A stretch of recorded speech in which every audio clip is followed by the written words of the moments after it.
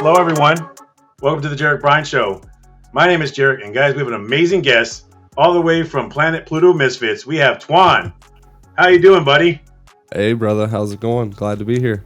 Man, I am super excited for you to be here. And I do, and kind of like real quick, I kind of want to talk about, man, like your creation right here with this avatar, man. Walk us through how you did all that. Oh man, so it's been kind of an evolution of the whole entire thing. So we'll get into, I guess, the Pluto Misfit side of things a little bit later, but it really started with that. I had no previous kind of 3D really interest in 3D. Always had kind of a tech background, if you will, but never really been super interested like into 3D. Like I did a lot of stuff with Photoshop and those kind of softwares, I guess. But basically got the 3D file when I got into the creator program with Pluto, got the 3D file.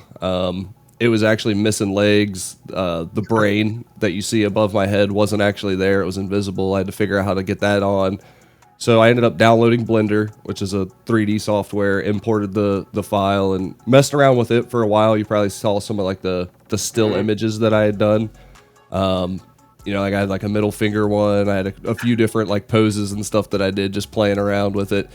And that was a whole learning process because like you have to actually put the skeleton, if you will, inside of the 3D model to make it actually like bend and everything.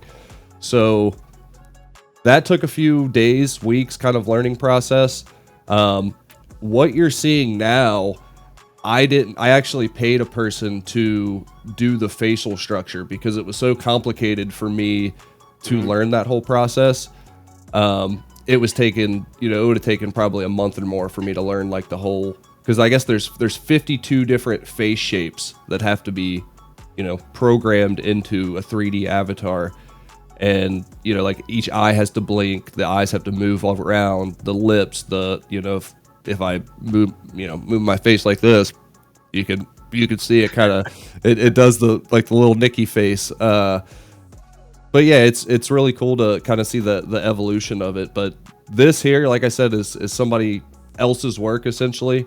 I just kind of have the technology behind it to like I have an iPad that kind of is pointed at my real face, constantly doing the adjustments of my real face, and I've got like a camera in the background that basically records everything. But and then I set up this little table and everything kind of last night, messing around because I knew I had like a quote unquote interview with Jarek, so I had to get an official setup and make it look a little more official than kind of just like a video game floating character. Yeah, no, man, it looks like really, really good. And this is what I kind of like want to talk about. It's like taking that IP rights like to the next level, and you're kind of like doing so right now. You're actually made it your avatar. I'm pretty sure like you already stream live playing games. We're gonna kind of go into that later, and kind of your lawsuit with PETA coming up on that. But before we get into all that, right, Twan, tell us a little bit about you, right, and how you got all the way here to Web3. Yeah, so I guess to make not a super long story, but it could get kind of lengthy. I'll just start with basically the Reddit thing. So like came from Reddit and that was a super unique experience because you didn't like, I didn't realize I was getting into blockchain or NFTs. And prior to this, I actually got into crypto when I kind of was on Reddit reading about the Terra Luna crash, here and just reading these stories about all these people losing out and, just posting all their losses and all these screenshots and just how everything was bad basically, which was kind of an interesting time to get into crypto.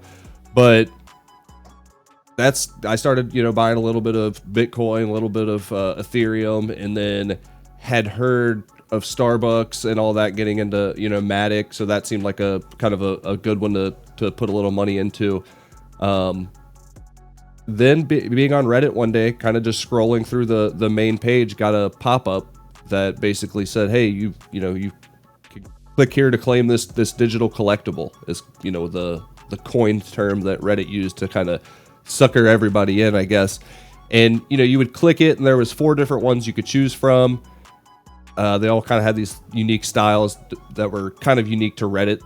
They were based on the Snoo Reddit character, and after you basically clicked one and chose, it told you that it was on the blockchain, that it lived on the blockchain, and they were going to put it in this vault. And here's a seed phrase, set up a password, protect it. Like you get thrown to the wolves essentially,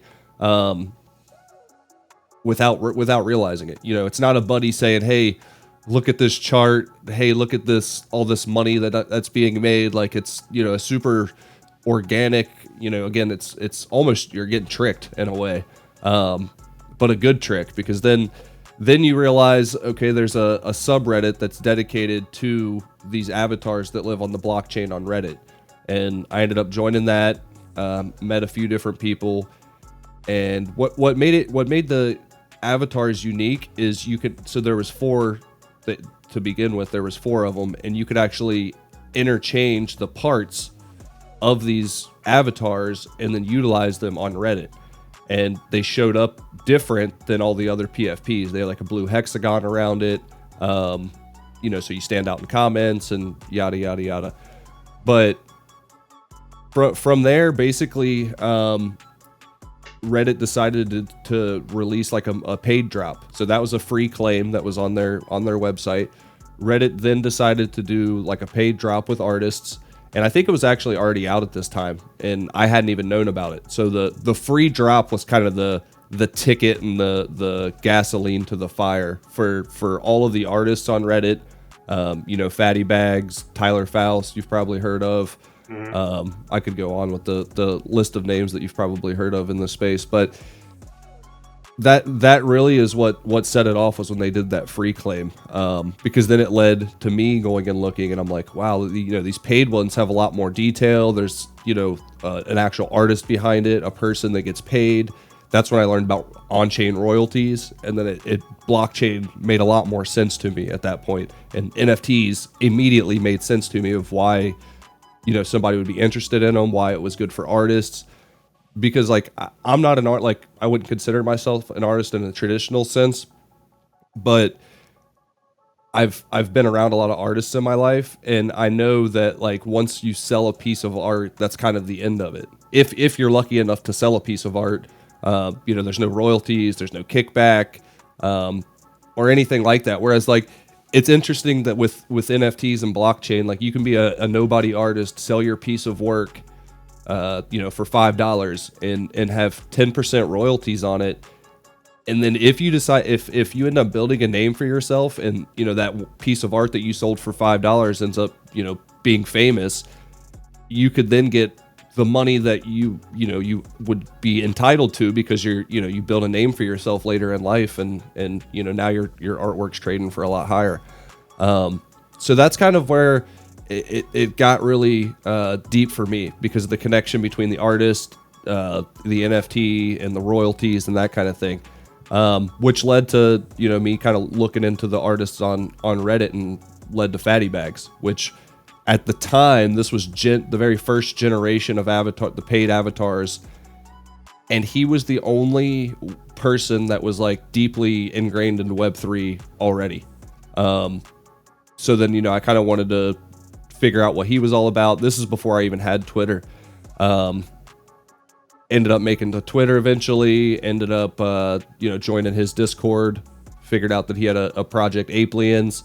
Joined his Discord. That's where most of the Reddit people kind of branched off from, and that you see most of the Reddit people that you see on Twitter, I would say 90% of them, maybe 80, but probably 90, came from Reddit, to the Reddit avatar trading Discord, straight to what we call the mothership, to Fatty Bags. And from there, man, he's really big on just preaching education and leading heart forward, try to do what's right, and kind of like a remain true to yourself, if you will. And that's kind of where I vibed out at, and kind of where I hung out for quite a bit, and then just kind of branched out from there.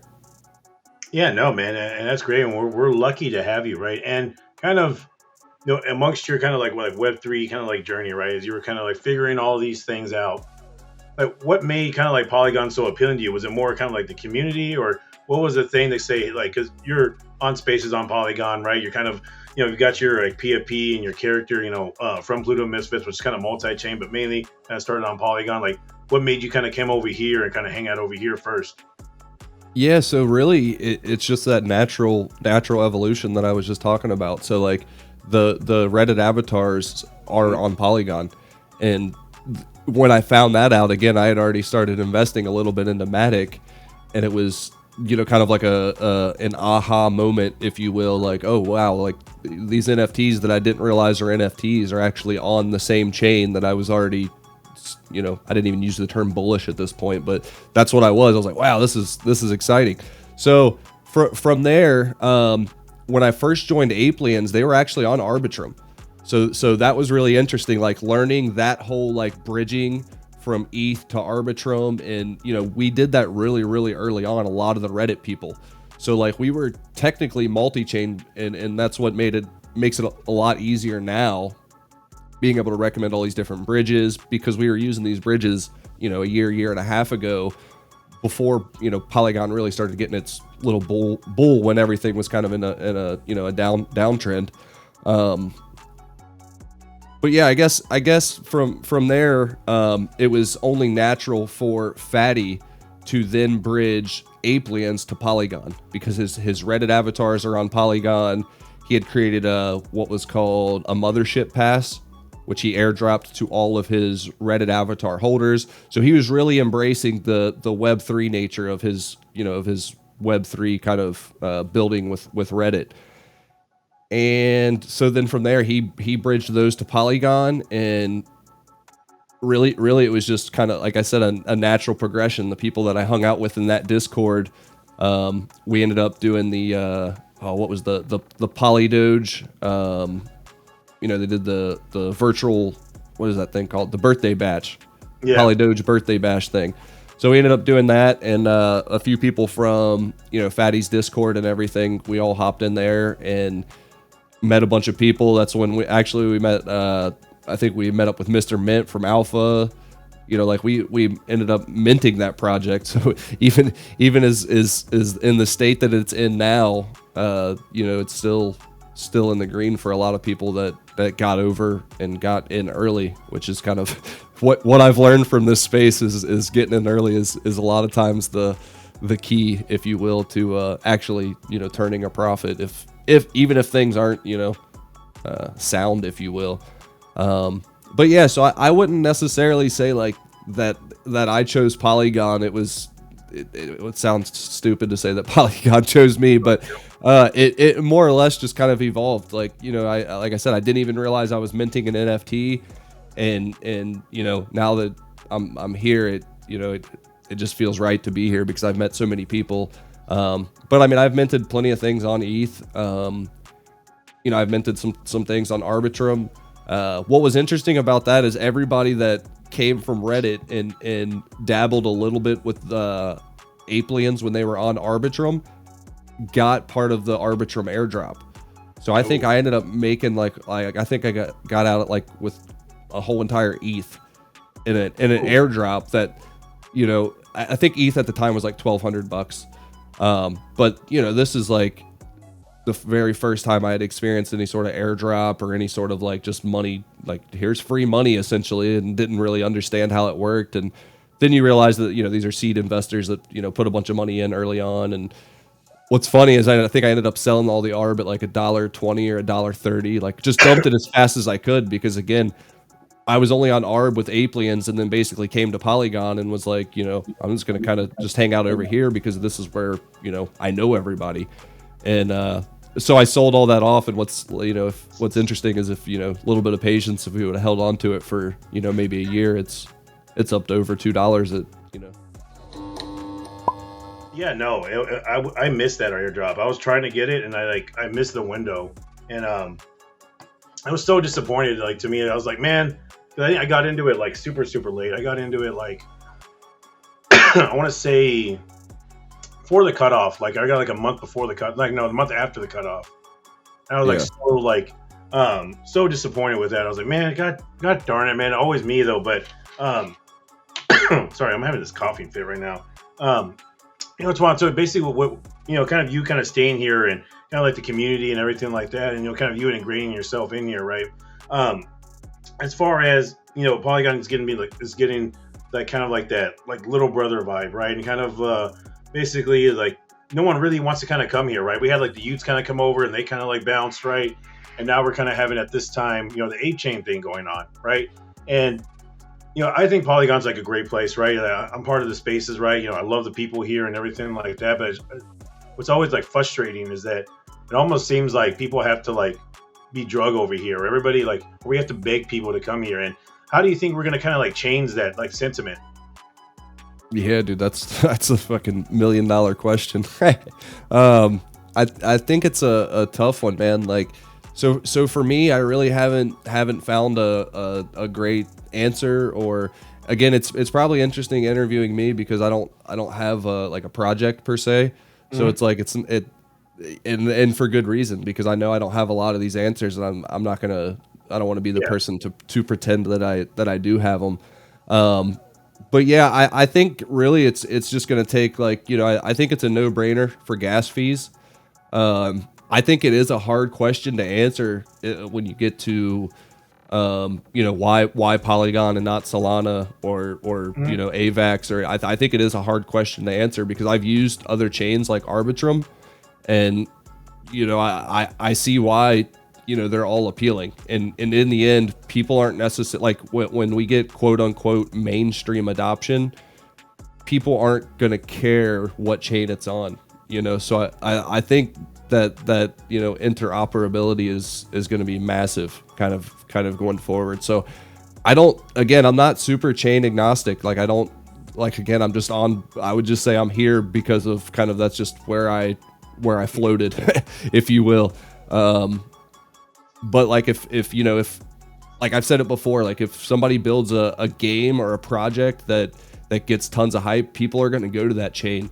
Like if you take the recent phenomenon with Pallin World, while it's not a Web3 game, if it was, you could put that on any chain, the poo chain, and people are going to go flock to that chain because it's a fun game and it's a good product. So it's again, I'm not really like chain agnostic or a diehard Polygon person. I just more or less am here, and this is where I ended up, and we'll kind of see where I end up in the future, whether it be in Polygon or different chain, or whether that even matters, because again, I think eventually it's going to get to a point where everything's kind of on the back end being handled, so it's not going to really matter. We're going to be talking more about the product and experiences more than the the blockchain that it's on.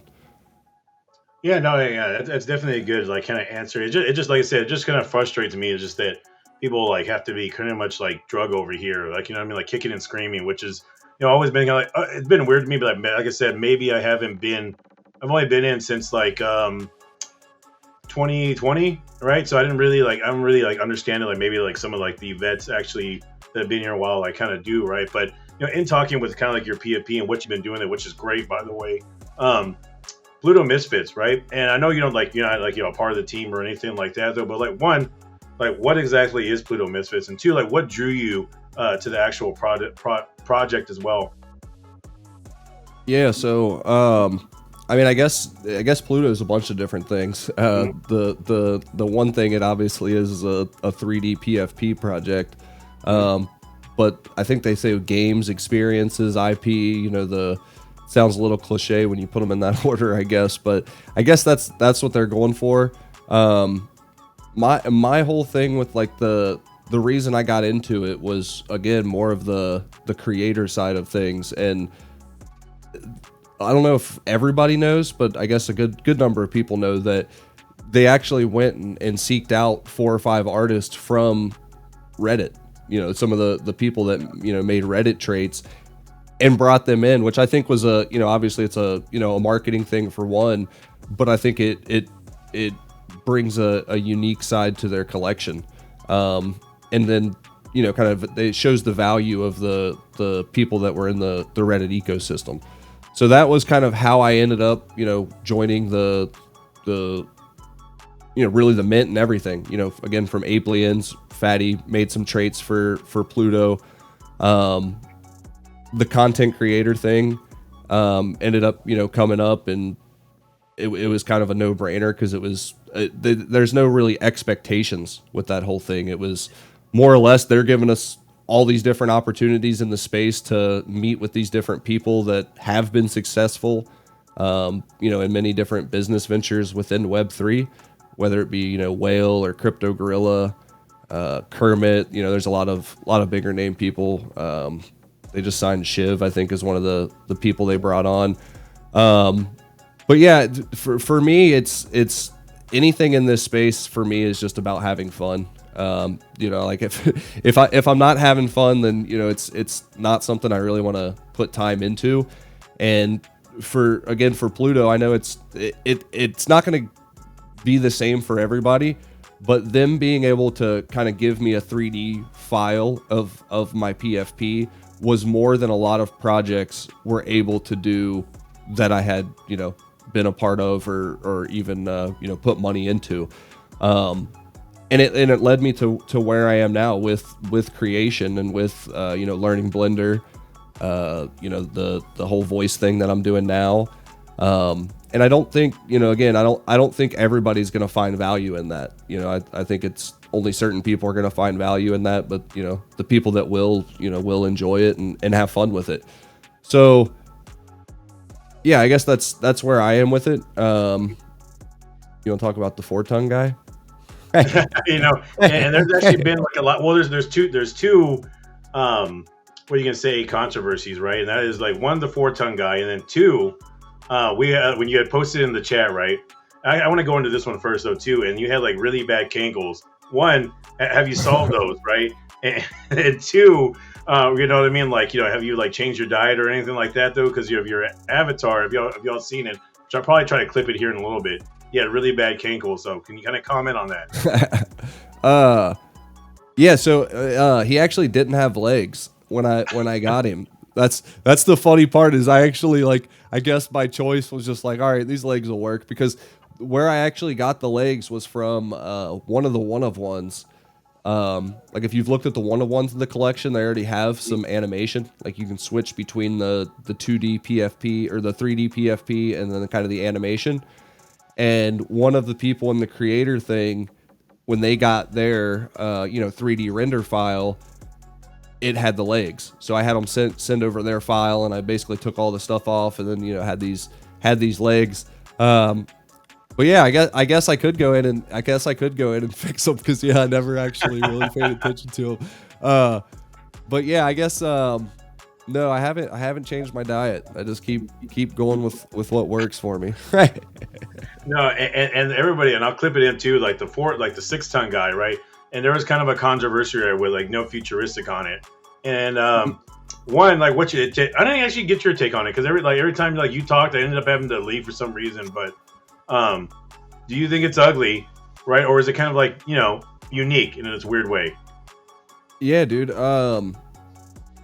For me, I wouldn't like I don't know. I guess it's hard to say, because like if you would have minted that thing, you'd feel special. It's a 101 or 102. It's a higher rarity. Like some people really really love that stuff just for what it is in a collection. For me, no. Like I personally, no. I would not. That would not be the one I would be wanting to rock around. But I think again, it's art, man. It's personal taste. Everybody's gonna have an opinion and have something different or something positive or negative to say. But yeah, for me, I probably wouldn't rock that one. But again, I think it depending on it could be like if that person had like some 3D experience, they could do some really funny like meme stuff with it. And get a lot of attention with it. So it's like, it just all depends on how, the person wants to use it and, how they value something, I guess. But yeah, overall, I mean, there's a lot of things on the internet, man. There's a lot of different PFPs, and, if somebody likes rocking it or wants to rock it, then I'm cool with it. I guess my big thing is putting people on blast in a way that's like hating on their PFP and making them feel like shit is the thing. Like, because if somebody's rocking it as their PFP, they probably like it. You know what I mean? Like, I would generally think that most people are rocking a PFP that they like, and they're not just like, hey, look how shitty I am. So then, like, putting it on blast and trying to get engagement from tagging and fucking like, hey, look how ridiculous this is, and do you think this is ugly? It's just kind of like low effort, like kind of just low vibe negativity that I try to part myself from, I guess. Yeah, no, it was so super funny, right? Having to go back and forth with futuristic and the no Pluto, actually the Gotchi too as well. Them going back and forth, right? Because they're not really a PFP project, so they're like, well, hey, talk about us. I mean, look at y'all's shitty PFP stuff. So it was just really funny. And that 6-ton guy might be really popular with the ladies, right? You could actually take that and maybe, right?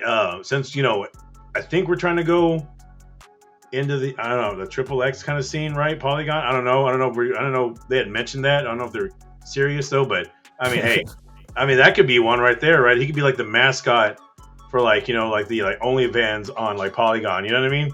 Yeah, no, he could probably take it to the bank if he worked it the right way, dude. He could. Speaking of Twan, I actually want to talk about too that you actually do live streaming now with your character, right? And you've actually taken your actual NFT, right, and actually done things. So everybody kind of talks about when the NFT tech, right, and when we kind of present it to people, we're like, oh, you have IP rights, right? You can do this, you can do that, right? But everyone's like preaching IP rights, but no one really kind of does anything with it, right? They don't really put it on merch. They don't really kind of market it the right way, because I don't think we've really gotten to that point yet, though. But you're streaming with it now. You're doing interviews with it now, right? And is there anything other things you're going to do with it? And can you kind of tell people about your stream as well? Yeah. So the stream again is kind of just an evolution of what I've been doing in the space. So like you've seen a lot of Nifty Island come up lately, Power World taking the internet by storm. And I play a lot of games, in my spare time. So that's kind of what I'm doing in real life. So it's kind of like how can I make myself more relevant or utilize this character in something that I'm already doing to have fun in real life. So that's and again, when I decided to get this thing made into a 3D avatar that can move around, it was kind of a thought of I can utilize this thing now to have fun with and play around with. I can create information content, I can do voiceovers. And then I was like, oh, I could even stream games if I'm playing games. Like, and then I even thought like, so I've heard of the rumor that they're gonna have video in spaces, and so I'm like, well, how can I? Which we'll get to this in a little bit about doxing and stuff. How can I utilize this character? Because of course X isn't gonna come out with a way to utilize your PFP as a thing. Like, it's all going to be up to the people, if you will, to create a way. So, basically it was kind of just a way to have fun now, kind of prepare for if we do get live video feed in the future on X, how can I, hang out with my homies in a way where it's more fun and interactive, if you will. And yeah, the stream again was just kind of an evolution of what I do in real life mixed with what I was kind of learning, which was the 3D avatar thing. Basically, like in your stream, though, you're kind of like beating animals to death, correct? I'll plead the fifth. Okay, he plays Pallin World. It's a popular game.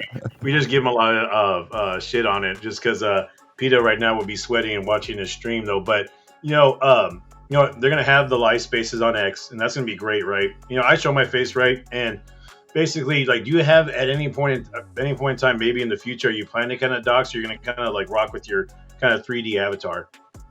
Yeah, so I haven't really thought what's really interesting about it was like when I first came into the space, the whole like remaining anonymous thing kind of came from what I had just read about general good ideas in crypto, which is to remain anonymous. Because if you're the guy that ends up getting lucky and hits 3 million and everybody knows who you are and where you live and yada yada yada, it might not be the greatest thing. So that was kind of where my idea for remaining anonymous kind of came from, or paranoia, I guess we could call it. But yeah, what's really interesting about it was like, bringing Fun Girl into it, my girlfriend and partner, we've been together for 7 to 8 years at this point. Bringing her into it is interesting. So you really couldn't get two more plain people in Web3 with me and Fun Girl. Like, as average as you could be, as far as, we're not any kind of criminals. We don't have any kind of records. Like, so there's really no reason, I guess, to remain doxxed, or undoxed, or I don't know what I'm trying to say, but there's no reason to remain anonymous. So there's really not a reason for it. But, I guess it's in the spirit of Web3, if you will, now at this point. NFTs, you got a PFP, but she's talked about it a few times. So I mean, I'm not really opposed to it. Again, I think we're boring enough people that like nobody's gonna want to bother us anyways. I don't really see me becoming like some big famous person that people want to track down. And again, I'm in the middle of nowhere, so it's not going to be a real fun time coming out here anyways. Good luck, right? And yeah, pretty much. Also, too, right? So you have this avatar, right? And you're doing, the streams, right? It's kind of become like a part of you. And everyone, I think though, right, with the streaming and the spaces and everything like that, it's going to be, it's going to be synonymous with you. Everyone's like, oh, that's Twan, right? It's going to be kind of like, as we kind of get into this bull run, right, and more people kind of come in, right? So all this work you're doing on it, right? You're going to have all the streams, the spaces, all these things. Is there a price tag on that thing? Yeah, that's interesting. Is there a price that would get you to take that thing away from you? Yeah, so I actually thought about that a couple times. Like I thought about like how those people have to feel that have those those Bored Apes or those punks that they're basically synonymous with. Nah, dude. To be honest with you, I'm not like it's not in my blood to be attached to something like that. Like I don't know what the price tag would be. Like it would be higher than my other Misfits. Like I don't even have massive bags. I think I got like 5 or 6 of them, I think, including this one. So I mean, I would sell those off before I would get rid of this one because of all of the 3D files and time that I've personally put into working this character, if you will. But yeah, I don't know. I've never really thought about it like from a bigger business like licensing standpoint, and like how much money could I really make off this character versus actually selling the NFT and all that kind of stuff. So yeah, I don't know. Like if it paid off my car, if somebody would come pay my car off right now, I'd probably sell it. So like I said, I'm pretty average, man. Right. You got the streaming thing going on. You may never know. Someone may want that very avatar that you possess, right? With everything that comes with it. So you just never know, man. Like it's going to be definitely be a weird time. And as we're kind of talking about like the Polygon kind of like NFT scene, right? And kind of, we were hot at the beginning of last year, right? Everything was great. And now we kind of died down, right? We had the stuff with Brozos happen, right? We had the stuff with Manifest, right? And everybody's kind of like fighting for like kind of like liquidity right now, right? So in essence, though, like, do you feel that we're gonna like Polygon, the NFT ecosystem is gonna have like a comeback, or right now we're just kind of like in this kind of like dead zone right now, or kind of like what's your take on the whole like Polygon NFT ecosystem? Yeah, man. I think we kind of just caught up to where the rest of the market really is. Like if when Alpha minted, when Brozo minted, it was basically this weird like micro bull market, which you could, anything that was minting at that point, you could basically mint and it would run up to 4 or 5 times right away. You would see the rare traits selling for a lot more. It was really interesting to be on Polygon during that time. Of course, you could say, you could see where a lot of that stuff ended up now is kind of pointless, if you will, and it didn't do a whole lot for the greater ecosystem. So I guess that's where I am with it. I think Polygon really, it just caught up to the rest of the market. If you were to chart these things, Polygon was doing a lot better NFT market wise than you know, like, because a lot of the ETH projects and stuff like that, basically when, you know, everything came crashing down, they came crashing down with it, and sentiment was down, and sentiment's not going to come back until the greater market gets back. But then you have these, you know, these little micro chains and micro bubbles that, you know, pop off. And I think that's what happened with Polygon. And a lot of people got unrealistic expectations from that and from their projects and from Polygon too, I think. And I think that's kind of where we're at now. I think it'll go up as the greater market goes up. I think Polygon's one of those chains where it's not like everything's not in the front. It's not all shiny. You know, I think they got a lot of back end stuff that once things, the bigger, I guess bigger, broader mainstream things come, Polygon will make a lot more sense. I'm not exactly sure where we'll be with NFT projects. I've lost a lot of hope for a lot of NFTs just from what I've seen. You know, like essentially you just kind of have to look at them as startups, and you know you're risking money essentially when you're going into them. It's, you know, are you basically okay with just donating money to somebody, you know, and that's what you basically have to ask yourself when you're, you know, buying into a lot of these projects. You know, we definitely want to hold on to that thought, because I definitely want to go back to that, right? But do you think that I'm not saying that Manifest is dead, right? It's kind of underperformed as of right now, right? And then we had the whole thing with Brozos, right? Do you think those two kind of events was like a really like gut punch to the whole kind of ecosystem? Or like, you know, it was just basically we're going to go there either way, whether they're successful or not. We're going to catch up with the market, right? Or do you think those two kind of just, I guess, spiraling kind of out of control kind of really hurt the ecosystem? Yeah, I've never really thought about where Polygon would be, I guess, without those two events. Mm-hmm. I definitely think that a lot of liquidity was taken out that could have been put towards probably projects that are still here building. Mm-hmm. Because those, for all intents and purposes, a lot of those projects that we're building aren't doing a whole lot now. So it's kind of up in the air, I guess, if you will.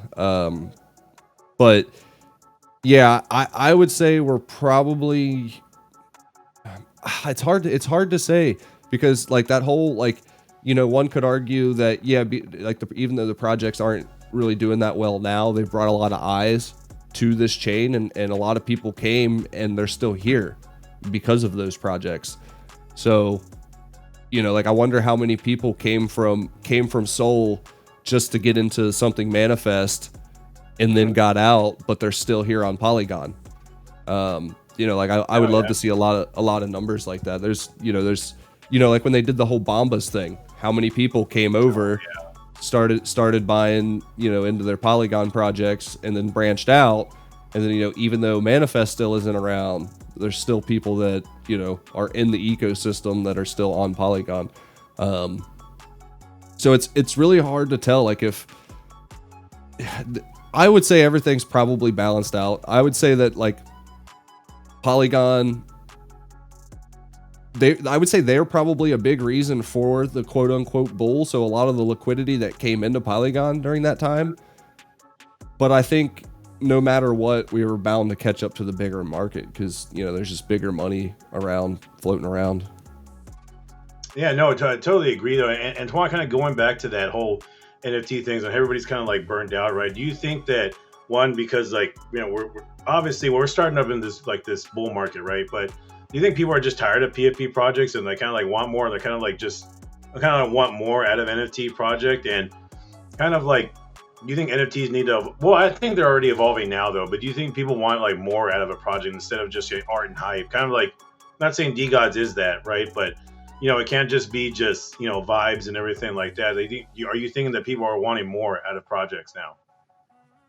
Yeah, I think so. I think what we saw. Well, again, I wasn't really around in 2021 for the you know the PFP phenomenon, if you will. But for me, it seems like it is going to take more.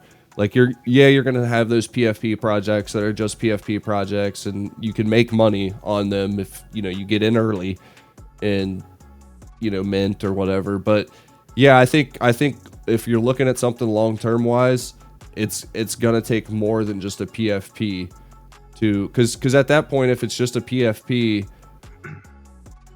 it feels like it's just tied to money and notoriety. So then, if the project isn't doing things, they're not going to be building notoriety and staying relevant. So then price go down, and then holders are mad, and they want more. And I think with Pudgy getting into Walmart, I think that's a massive one, at least for the entire space.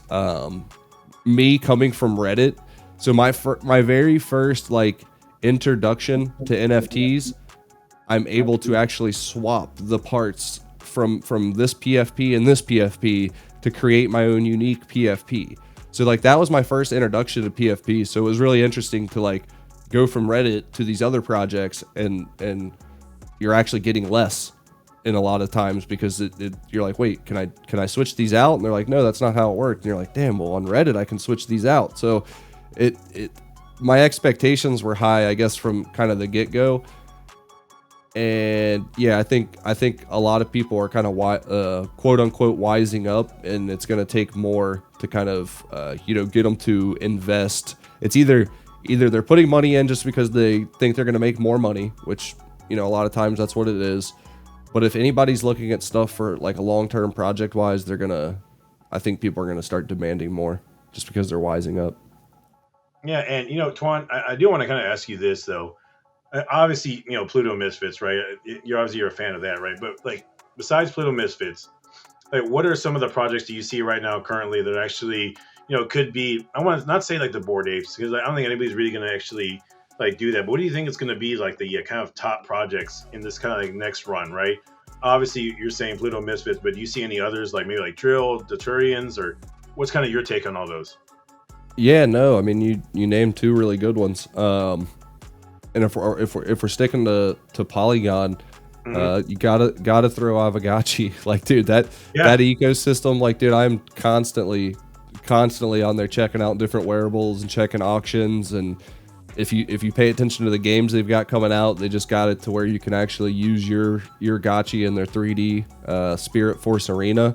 So there's a lot of projects. Again, I do not want to say that I'm quote unquote married to Pluto Misfits. Again, this is just where I'm at because of if any other project that I was in would have been able to give me a 3D PFP at the time that Pluto did, that would be what I would be doing right now, just because of the evolution of where I'm at.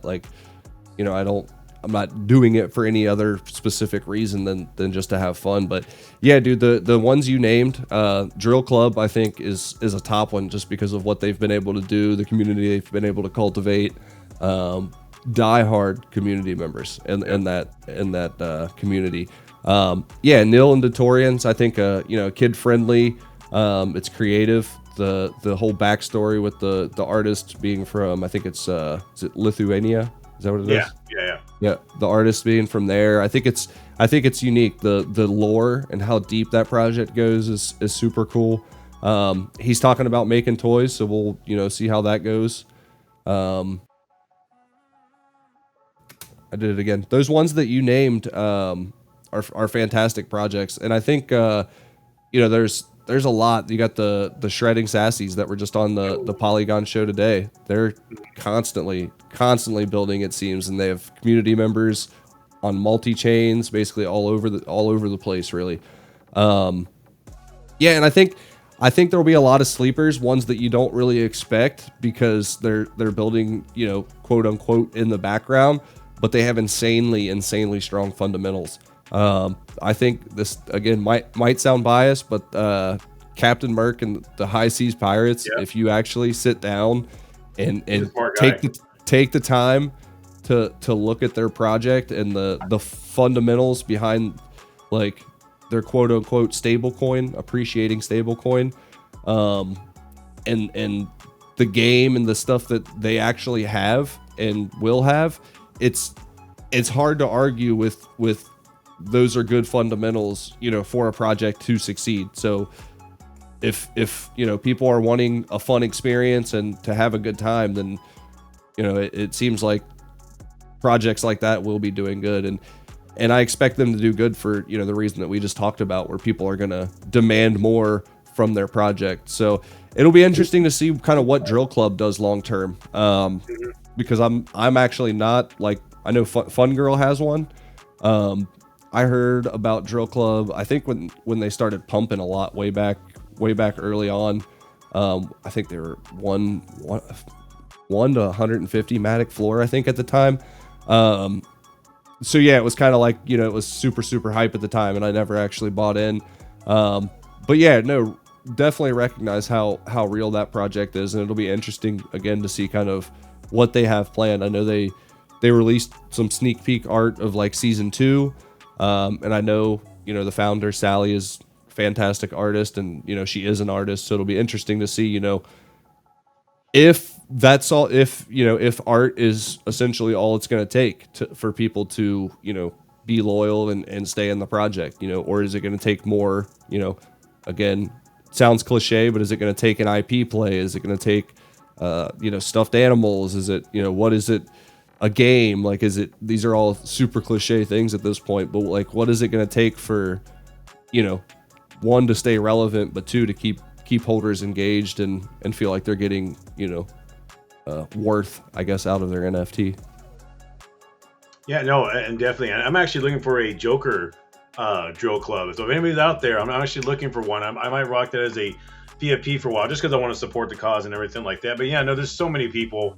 Like I said, like Merc, Buddha, Nil, you know, we're gonna miss so many. Shredding Sassy, of course, too. I actually found them like pretty early, and I was actually super excited on what they're doing now with the whole Pit Viper glasses kind of deal they got going on. So shout out to them, and kind of shifting off NFTs, Twan, right? And this whole crazy like meme coin season has come, and it's still sticking around, right? But we kind of fizzled out a little bit too as well. We've had Gone, right? We've had some of the, you know, other winners from other chains like Bonk. Of course, Cock in You was a huge one, right? You know, shout out to Cock, right? Pause. And everything like that, right? So what was your kind of whole take on this whole like meme season, right? And do you think it actually hurts mass adoption? Yeah, so I guess I'll answer it in reverse order. I think I would say in the greater sense, yes, it would hurt mass adoption. I don't think it's going to stop mass adoption. Like, I don't think it's a big enough issue to actually make it to where it's going to stop. I think, again, natural evolution is going to occur, and people are just going to adopt blockchain, and there's still going to be sketchy, you know, chains that you can go to and try to make money on and gamble on. And but I guess for me, I didn't really understand the allure, I guess, of meme coins besides making money. So it was like, if the only point is to make money off of somebody else that bought in later than me, I didn't kind of want to attribute to that kind of, you know, I guess, quote unquote, negative behavior. But fast forward to where we're at now, and being able to, I mean, I'll just come out and say it, the Gone airdrop that happened on Polygon, even money aside, just thinking about like the meme itself, what you could create with, you know, the word, the meme, the fun aspect of it is really what opened my eyes to meme coins in general. So again, if you take the money making side out of it, and, you know, the money losing side out of it, the fun aspect is a part that doesn't get talked about enough. Like, the part that gets talked about 99% of the time is the making money, which, yes, the making money is fun, but the losing is, you know, equally not as fun. or worse a lot of times, depending on how good or worse your bad your play is. But the thing that's not actually talked about is like the memeing with your pals and you know, sending a meme to this guy about this coin and coming up with this good idea and creating content around it and having fun is the part that I didn't understand until the gone airdrop on Polygon. Because again, up until that, the only meme that I had, or the only thing I had been airdropped was, you know, ARB token, and I basically sold that as soon as I could for, you know, actual money. And you know, it's not a meme token, so there's no fun aspect to it. You know, it's more of a fundamental, you know, token, if you will. So yeah, again, I wouldn't say like I was against meme coins. I just didn't participate because I didn't really like see the fun in them. Yeah. It's like flipping a coin. You win or lose. It's like I'm already doing that with a lot of other NFT things. Like I don't need to get anything in, you know, anything more volatile. And I really don't. Like I don't play a lot of meme coins. I think maybe 4 or 5 I might have bought in the past like 2 months. And I haven't put any other money into them. Like there would be like getting airdrops and stuff. Like I haven't like sank a bunch of liquidity, but I'm also like, I'm not going to be the guy that makes a ton of money on any of these either, because I don't take ton of risk, to be honest with you. But yeah, I think again, going back to the mainstream thing, I don't think they're going to stop mainstream adoption. I think it can hinder, just because you're going to naturally have people that think it's a scam because of them, and they're going to lose money. But I think there's a fun way to do that, where if like, you know, you tell your buddy that like, okay, this is like you hear crypto is a slot machine, but like this is actually a slot machine. Like these other ones like are thought of more like startups and have solid fundamentals, and they might do something because of having solid fundamentals. But these ones over here, these are straight up slot machines, and there could be a guy behind it that's just going to steal your money. You know, he could just be sitting underneath the slot machine with a bag, you know, waiting to walk away, basically. So if it's taught from that aspect and people are having a good time, then, you know, I don't see anything that wrong with it. Again, I realize there's still people getting hurt. But I think if people are getting hurt because they're taking a risk that they know, then that's kind of the fun of the game, I guess you will. Yeah, no, and it was a very interesting time, and you know, Twan, there may be like, you know, meme season. I don't think it's done just yet, right? I think there's going to be other memes that come out. You know, is there any memes that are coming out you want to mention? You can't mention? Wink, wink. I'm kidding. No, I don't know any. I don't want anybody to shoot us right now, but by any chance, you know, in any of those meme coin plays, did you invest in Sonic with tits? No, I didn't. Which one was that on? It was on Soul, and I threw some money at it, but of course it's done nothing. I just think we missed an opportunity, you know, to change lives, and like no one's like, you know, taking it serious, and it's just it's upsetting, man. But I kind of move on, kind of like from that, right, and kind of going back to the whole NFT tech itself, right? As maybe like 5 years from now, do you see it kind of like, you know, being used kind of like more, right? Or do you see it kind of just kind of like dying off? Like, where do you see NFT tech in like 5 years? Yeah, so I'm the guy that thinks it's just going to kind of be integrated into basically everything. You know, maybe not.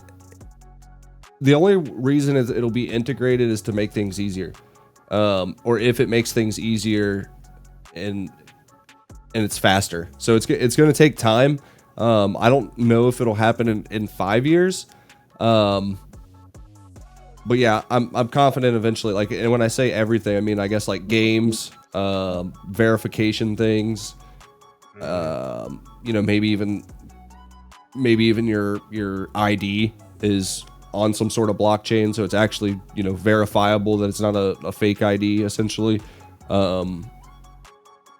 Your social security number or card, if you will.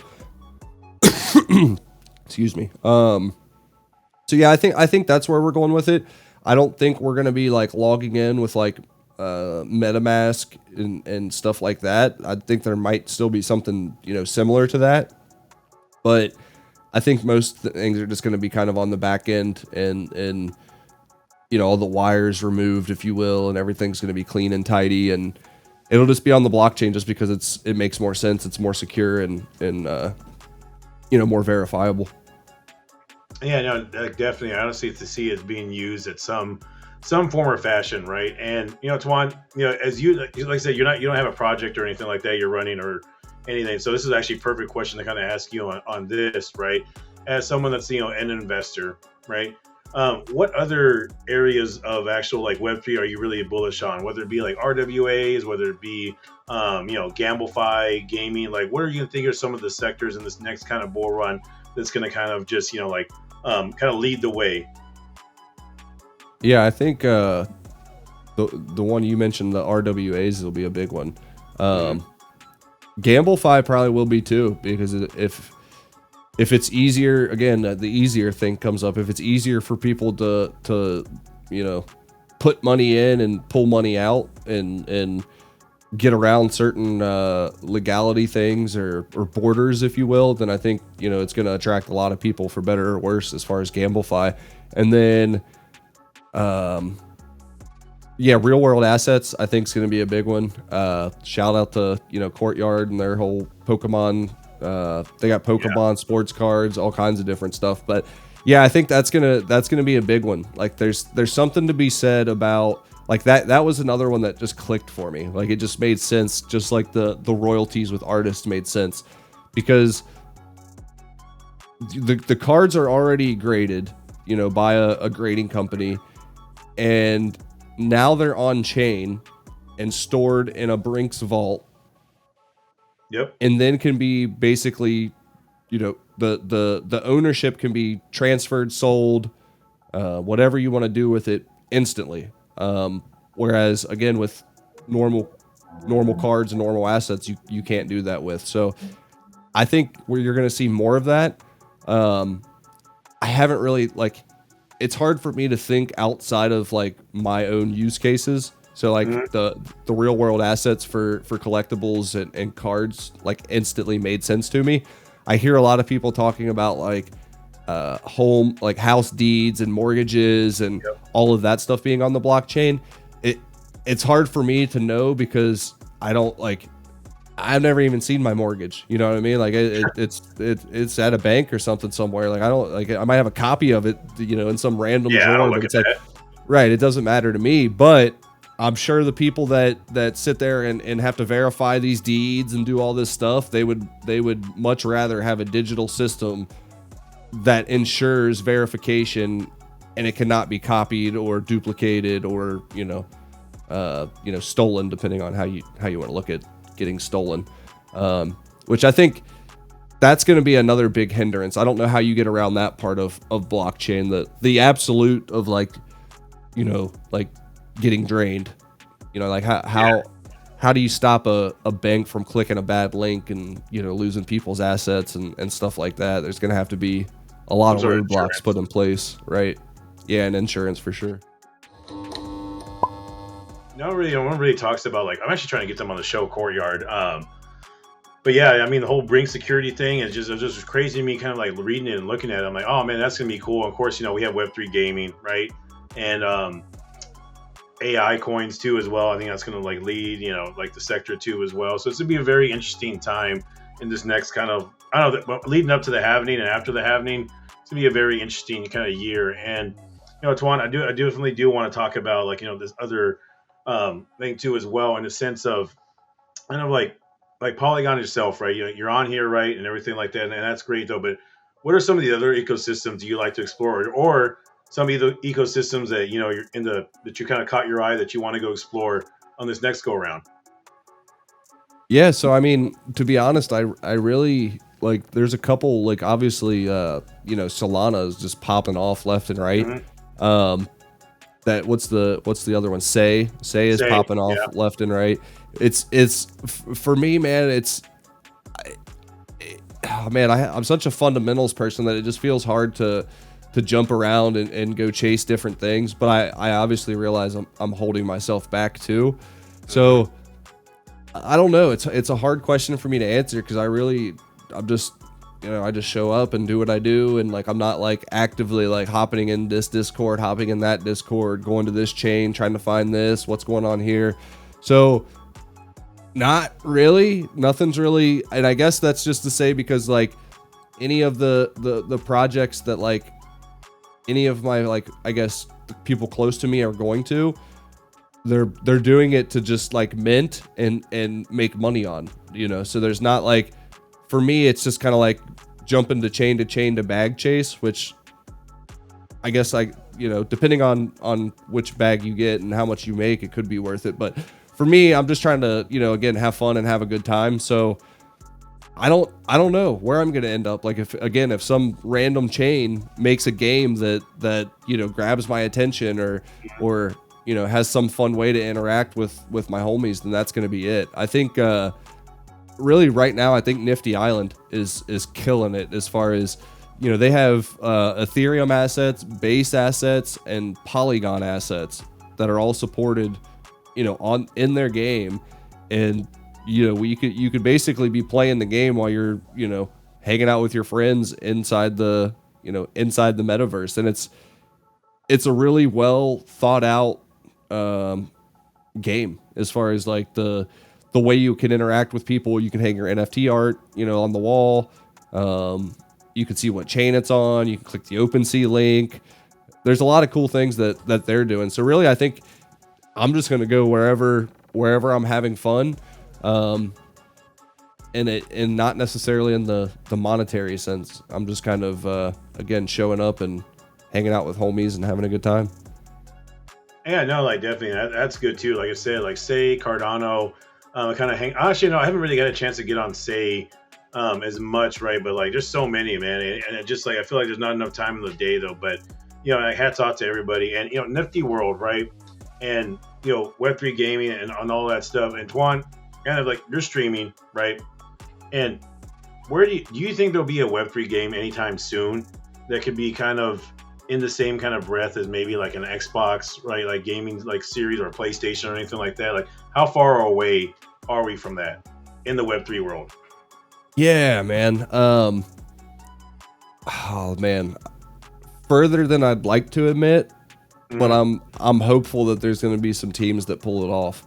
And there's some that make sense. Like they're no-brainer type games that would work perfect. Like you think of like Diablo and the way they have like their random drops that happen with, depending on what level you are and what you kill, and even the drop from there, what if the different rarity, common, rare, epic, like that, like if each one of those items that dropped lived on some sort of blockchain and then could be transported around different, sold and transferred across the world and maybe even into different games, it seems like a no-brainer. So I would say probably within the next year or two, we'll probably start seeing some more blockchain integrated type games.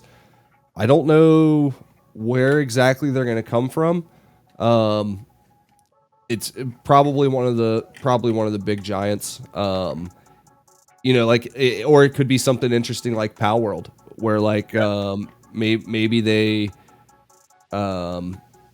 at first like they get a lot of people into the game and it doesn't seem like a blockchain based game, and then for whatever reason they implement like, oh hey, now you can actually trade these pals because they have different rarities, and now they just created a market and they also live on the blockchain. And then you would see a lot of people that, again, it's kind of like the Reddit approach where like they didn't realize they were getting into the blockchain. They got into something because it was fun, and then the blockchain became part of it or was introduced because of it, if you will. Yeah, no, I like that, and especially making things easier for people so they don't have to go different, like like wallets, right? And then you don't have to understand seed phrases. A lot of projects are kind of doing that now with like WagMe Games does it. I believe Gas Hero has everything kind of tied into it too as well. Where like the wallet's there, the marketplace is there. You don't really have to branch out and go to get a MetaMask if you don't want to. And kind of Twan, as we're approaching the halving, right? And I do appreciate you coming on, though, but I do want to get your prediction on this before you go, right? As we're approaching the halving, as we kind of enter this kind of next phase, right? When, like, of course, after the halving, Bitcoin goes up, right? A lot of things go up, right? Money trickles into meme coins, NFTs would be the last thing, right? Like, what are some of your kind of like predictions? Like, one on Bitcoin, right? And you could actually give a price prediction too as well. Where do you think that will go, right? And maybe some kind of like hot takes on, like, crypto itself in this next kind of like year or two. Yeah, so it's hard for me to really put a number on, because I think Bitcoin's going to go pretty high just because of some of the corporate money coming in. Mm-hmm. I would say, not right after they're happening, but I would say within the next year or two, you'll probably see I would say it's going to be a no-brainer for it to be over 100,000. Mm-hmm. I agree. I don't know if we'll get to over the 250,000 mark. Yeah, that seems kind of high when you look at like total money and stuff. But yeah, I think if Bitcoin was able to reach 60 something thousand, back then, I think it's a no-brainer that it will be able to get over 100. It's just how far, over 100 will we see. And then I think ETH will probably I think ETH will do better than it did last round. They've got to get if they get the gas fees figured out, it's probably going to be over for a lot of L2s. Yeah. And to be honest, I think that worries me for for Polygon, which again, I know Polygon's doing a lot of stuff on the back end, so like they're not like, they're known for cheap gas, but I don't think that's going to be their thing in the future, because a lot of chains are going to have cheap gas. So I think any chain that's just relying on hey, we have cheap gas is probably going to be doomed if ETH gets the gas fees figured out. Just because I think ETH again it's not super fast, but I think it's fast enough for NFTs and verification. But you're still going to need L2s for a lot of gaming and stuff like that, I think, speed wise. Trying to think if I have any crazy hot takes. No, man, I'm not really a hot take type person. Polygon would be price rise. Do you think Polygon breaks all-time highs? Yeah, again, I don't see why any of the ones that were in the top 10 to 15 last time, that have been building and are doing quote unquote doing things. I don't see why they wouldn't beat all-time highs with more money coming into the space. I think we'll see some that do a lot better that we weren't expecting. Like you've seen Avalanche and AVAX kind of climb up the leaderboard in the bear. I think you'll see Arbitrum be pretty high up there. But yeah, I think Polygon, I think it'll break all-time highs because again, there's just more. I don't think it's going to be due to the NFT communities, but I think it'll be due to kind of what they're doing on the back end and the broader, bigger picture type things that Polygon does. Oh, Twan, one more before you go, right?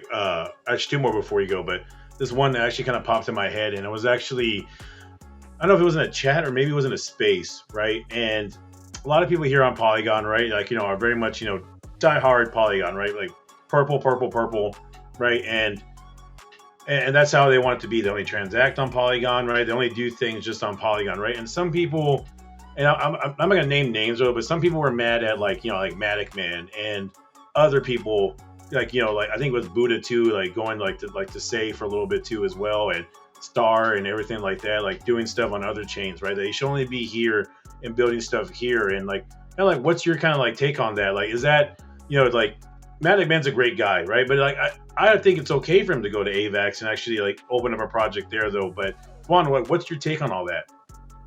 Yeah, so I guess my thing, I'm all for people again going where they're having fun, going where they're having a good time. Now if they're going there because they're wanting to launch a project because they don't have, or they're like relying on those funds essentially to get by in their real life, then no, I think there's a problem with that. And not even really pointing at anybody, but if anybody is going basically to get another, go into another chain to launch an NFT mint because that's where the hype is. I think you're just kind of asking for trouble because you're just gonna, we already saw this play out with certain projects before that, kind of minted their flagship on Polygon and then went to other ecosystems and chains. And again, I think you're just bag chasing at that point. So I think from that instance, I wouldn't want a project that I'm in to support it. But I guess like if they're going there to have a good time, I completely get it. For somebody like Star that, is covering content, it seems like a no-brainer. Like why would you not, go over there and again, get more eyes on what you're doing and what you're building. And yeah, I guess it really just depends on anybody that's running a project. It just depends on what their motivation is and what they're trying to accomplish by going to those chains. It's hard for me to believe that you're going to go to those chains and bring people back to, this chain. I guess it would just depend on what their motivation is and why they're actually, going to those chains. But if, again, I'm all for personal freedoms and stuff. So if they're going over there to have fun and, they want to meet more people and, I do see benefit in cross chain and branching out and, meeting more people. But if you're going over there just to launch another project to raise more money and you don't have a plan, then no, I can't really agree with that, Yeah, no, but like it's just like I said, it was just like weird on my guys, like they got to do it, like especially like covering content too. Like there's only so many projects on here at Polygon, and I love Polygon. Polygon's home, right? Polygon's where I started, but I definitely want to cover like Cardano, Arbitrum, Say, Sui, Base, you name it, right? Where I'm gonna go, where there's content's gonna go, and of course, Matic Man doing it, like he hasn't had any kind of, I guess you could. I have never heard a negative thing said about that guy, and in the sense of, I don't think he's going over there just to like drain like liquidity or anything like that. I think he has a plan for like FADA and everything like that, so it makes sense. So I'll give him and Buddha like a pass on that because those are to me are quality guys and guys I believe in. You know what I mean? Yeah, no, I agree. I think I've reached out to Tony the Matic Man a few times, dude, just to tell him how outstanding of an individual he is. 100%. Yeah, in the space, and just thanked him. So no, I would have no qualms or no problems, if they're going over there to, build something together, or whatever the case may be. I don't know, any details about what they may be doing over there, but, again, as I was taught from, the mothership and Fatty, if they're leading, heart forward, they're not trying to screw people and, take their money, and they're trying to do a good thing. And anybody that's buying into whatever anybody in this space is selling knows that there's, risks even from good people, then, it's all fair game. They're not going over there to drum up a bunch of hype and take people's bags. If they're going over there to build and, do something good, then do it. Yeah, 100%. And Twando, I do appreciate you coming on, but before you go, right? One, do you have anything else to say or anybody to shout out? And then two, your live streams and everything like that. Like, where can people kind of find your live streams? And yeah, if you can just let everybody know kind of like where to follow you and catch you slaughtering animals. Yeah, dude. So the live streams are on X and YouTube. It's at Web3Twan. So I think it's youtube.com/@Web3Twan, and same thing with Twitter. And yeah, I just got the channel started, so there's not a ton of content on there. I've posted a few shorts that have surprisingly got a good number of views. They're super stupid, but I guess that's the content that YouTube wants right now. And then, yeah, as far as shout outs, just shout out to everybody that I hang out with. I guess shout out to Fun Girl. She's probably the most patient person with me. In all of life and in this whole Web3 thing. She gives me a lot of time and space to figure things out and make some of this content sometimes, and might not be in the greatest of personalities sometimes when I'm in the heat of things, but yeah, she keeps me grounded. So shout out to Fun Girl. Shout out to Fun Girl, definitely. And guys, he plays a video game. He's not really slaughtering animals. We just love to know about it. And let's go to wrap our show. If you like content like this, guys, please follow me on X. Like, reshare, subscribe, and I will see you guys around on the next one. Take care.